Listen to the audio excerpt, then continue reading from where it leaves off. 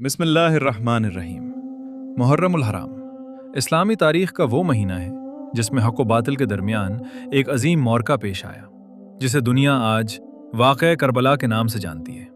یہ واقعہ 61 ہجری میں پیش آیا اور اس کا مرکزی کردار رسول اللہ صلی اللہ علیہ وسلم کے نواسے، جنتی نوجوانوں کے سردار حضرت امام حسین رضی اللہ عنہ تھے۔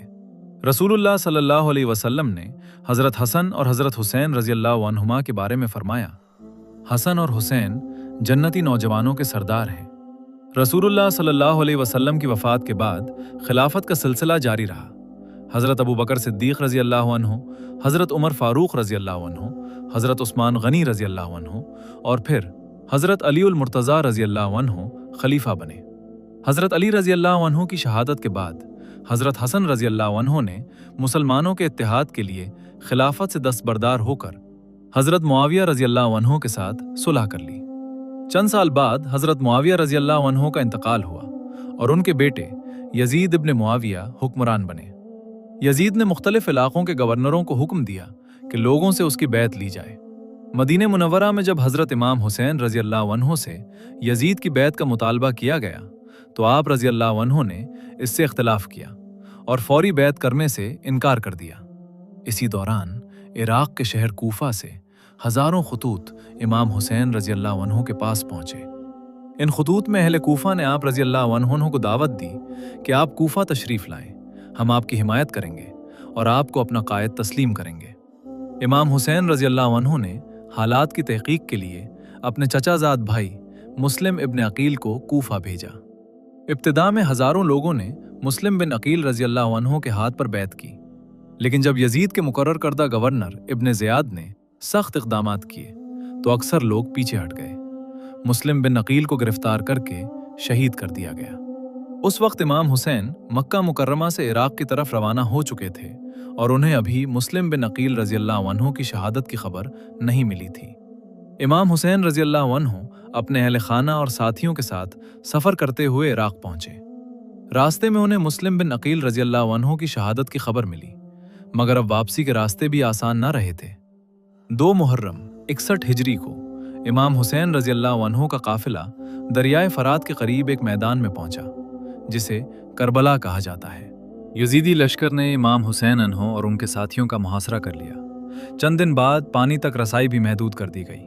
شدید گرمی، پیاس اور بھوک کے باوجود امام حسین اور ان کے ساتھی ثابت قدم رہے۔ 9 محرم کی رات امام حسین نے اپنے ساتھیوں کو جمع کیا اور فرمایا کہ دشمن صرف مجھے چاہتا ہے، جو جانا چاہے چلا جائے۔ لیکن آپ کے وفادار ساتھیوں نے ساتھ چھوڑنے سے انکار کر دیا۔ 10 محرم 61 ہجری یعنی یوم عاشوراء تاریخ کا وہ دن طلوع ہوا جس نے دنیا کو قربانی، صبر اور استقامت کا عظیم درس دیا۔ صبح نماز کے بعد جنگ شروع ہوئی۔ امام حسین کے ساتھی ایک ایک کر کے میدان میں اترتے رہے اور شہادت کا جام نوش کرتے رہے۔ سب سے پہلے آپ کے قریبی ساتھیوں اور خاندان کے افراد نے قربانیاں دی۔ حضرت علی اکبر، جو شکل و صورت میں رسول اللہ صلی اللہ علیہ وآلہ وسلم سے بہت مشابہ تھے، میدان میں گئے اور شہید ہوئے۔ حضرت قاسم بن حسن، حضرت عون رنو، حضرت محمد اور دیگر نوجوان بھی یکے بعد دیگرے شہید ہوتے گئے۔ دریائے فرات سے پانی لانے کی کوشش میں امام حسین کے بھائی عباس ابن علی نے بے مثال بہادری کا مظاہرہ کیا، لیکن وہ بھی شہید کر دیے گئے۔ خیموں میں بچے پیاس سے نڈھال تھے۔ امام حسین کے شیرخوار بیٹے علی اصغر بھی شدید پیاس میں تھے۔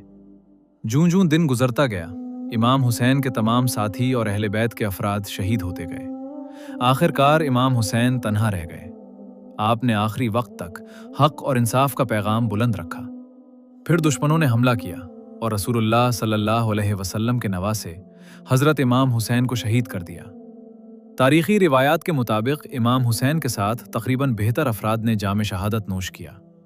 رسول اللہ صلی اللہ علیہ وسلم نے اپنی حیات مبارکہ میں حضرت حسین کے بارے میں فرمایا، حسین مجھ سے ہے اور میں حسین سے ہوں۔ واقعہ کربلا صرف ایک جنگ نہیں تھا، بلکہ حق، صبر، استقامت اور دین پر ثابت قدمی کی ایک عظیم مثال تھا۔ امام حسین نے یہ پیغام دیا کہ مسلمان ظلم، ناانصافی اور باطل کے سامنے سر نہیں جھکاتا، چاہے اس کے لیے کتنی ہی بڑی قربانی کیوں نہ دینی پڑے۔ آج 1400 سال گزرنے کے بعد بھی کربلا کا پیغام زندہ ہے۔ محرم ہمیں یاد دلاتا ہے کہ ایمان، سچائی اور حق کی خاطر دی گئی قربانی کبھی رائیگاں نہیں جاتی۔ اللہ اکبر۔